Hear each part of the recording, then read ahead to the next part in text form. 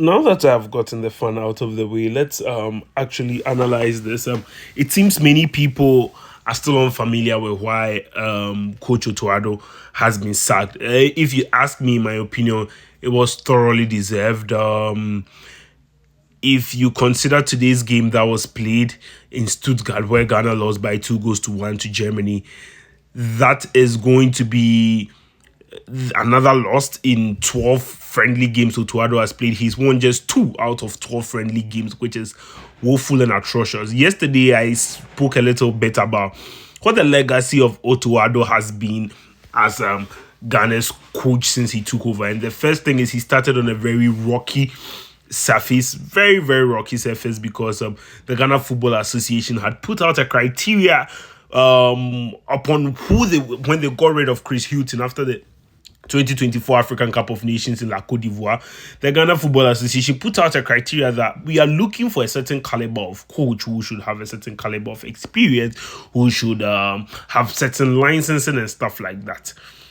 And many Ghanaians were hopeful and expectant because such a criteria is a very good criteria. You rarely get Ghanaians agreeing with the Ghana Football Association. Nobody likes the Ghana Football Association because of a lot of scandalous things they are known for and a lot of seemingly, not even seemingly, on camera stuff have been found on camera, corrupt actions that may be tagged by the FA. So Ghanaians don't usually agree with the Ghana Football Association, but on that criteria, most Ghanaians were at them with the FA.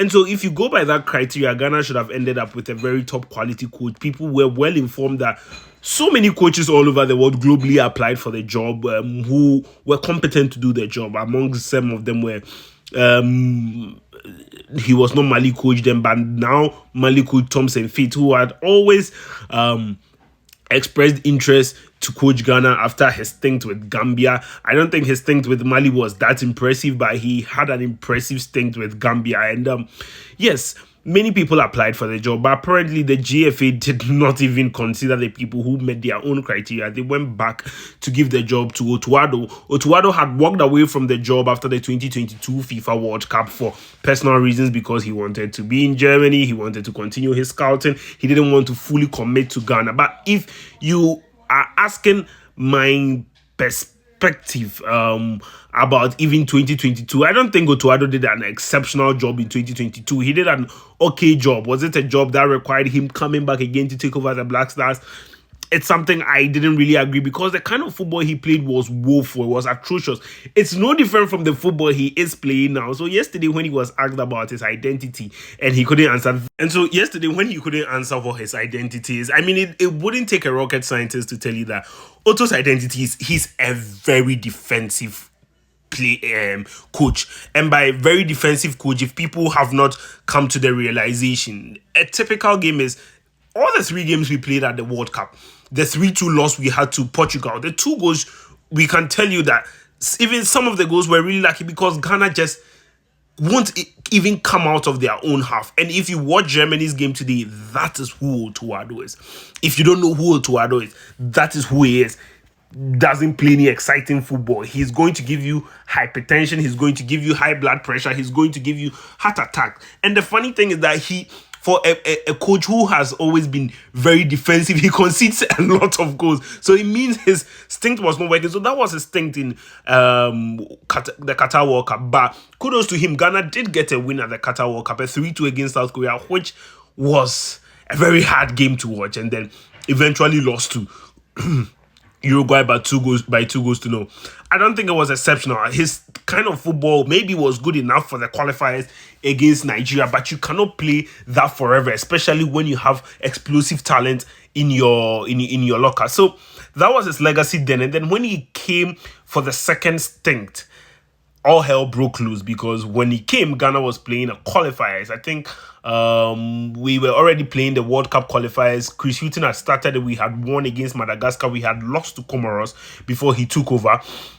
But he had to play the AFCON qualifiers, and in an AFCON group of Sudan, Niger, and Angola, everyone would have expected the Black Stars of Ghana to have made it to the African Cup of Nations. But under Otto Addo, Ghana played 6 games for the African Cup of Nations and won qualification and won none of them. 0 wins out of 6. Out of that were a lot of turmoils as to who to make a captain. He captained Kudus, took it away from Kudus, gave it to Jordan. He was obviously confused. And to make matters worse, and in stint of unprofessionalism, is the way he spoke to Ghanaians, spoke to journalists by telling them that the only people he takes advice from are Klopp and Terzic. All kind of condescending attitude from him in that second stint. And you could see that this was a man who was really desperate to keep his job when, at a time where Ghana scored an equalizer against Niger, 1-1 in Accra Sports Stadium, he ran the length of the pitch to go hug the player. When the match was not over, this was signs that this guy is a manager in despair. So what happened? Everyone expected him to lose his job because that was an abysmal performance. And the only problem we had as Ghanaians was playing Mali in our World Cup qualifiers. However, kudos to him and props to him. Ghana did go out gun blazing and actually won in Bamako. And I think that win set Ghana on to qualify for So the win to Mali set us on a good path to go to the World Cup, but then the pain of missing out of the AFCON never left Ghanaians. Ghanaians were never going to forgive him for that, because that is a cardinal sin. Ghana has been on the hunt for the African Cup of Nations since 1982. It's something many Ghanaians, if you ask many Ghanaians, they would choose winning the AFCON than going to the World Cup. That's how serious it is to Ghanaians. So if you can't qualify, since 2004, there's never been any coach who never qualified for the AFCON. And then he did that. So Ghanaians didn't forgive him. But then, that aside, there was still no exciting football. Apart from that, his player call-up was bad. He didn't like creativity. This is a Ghana football team that has pillars or players in the past in the midfield like Sule Aliu Muntari,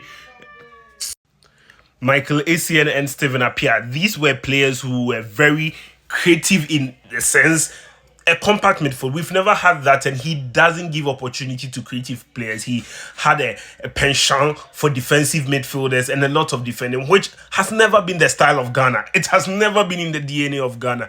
But that aside, the expenses the GFA had to do to make Otto Addo look good, because how would it make sense to anyone that Otto Addo came with his own assistant coach, but after Ghana failed to qualify for the AFCON, the assistant coaches were sacked and Otto Addo kept his job? Like, he is the head. How does his assistant get sacked and he keeps his job? The FA appointed 5 more coaches just to make Otto Addo's job better. That's like the length people have gone for a better football. But then, it seems after we qualified for the World Cup, we went on break and then we came back and then we realized that the guy is not going to change. We are not going to get exciting football because the football put up. And today I texted my Austrian friend Stefan, telling him that I thank Austria for what they did, because if we came out of the Austria game with just like a 1-0 or 2-1 loss, he would have kept his job. The Austrian game exposed Ghana to its core about how defensive they are and how it doesn't help.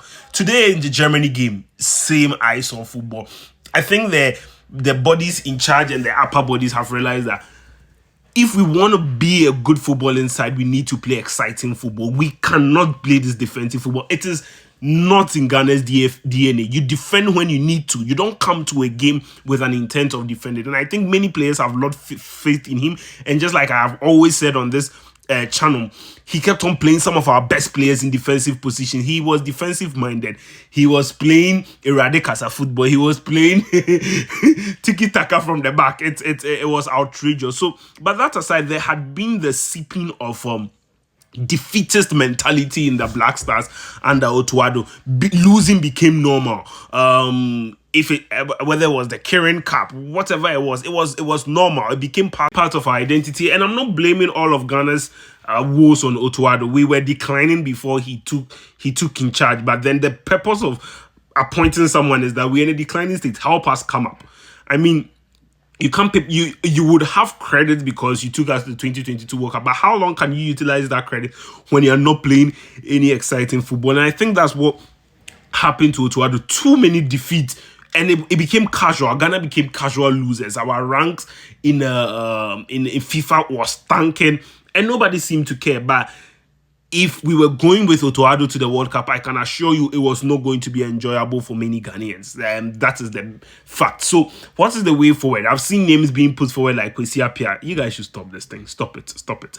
But then I hear that, oh, it's a money issue. I mean, you can't go back. Sankofa is a term in Ghana where you go back for something you used to do. Like, you can't go back to something you stopped 3 times. Come on. We need to look and we need to scout our coaches who can complement the team, coaches who can prove that X and Y is what I'll do. That will bring out the best in some of the talents Ghana have, be it Antoine Semenyo, Kudus, Thomas Partey. Get a coach who can do that.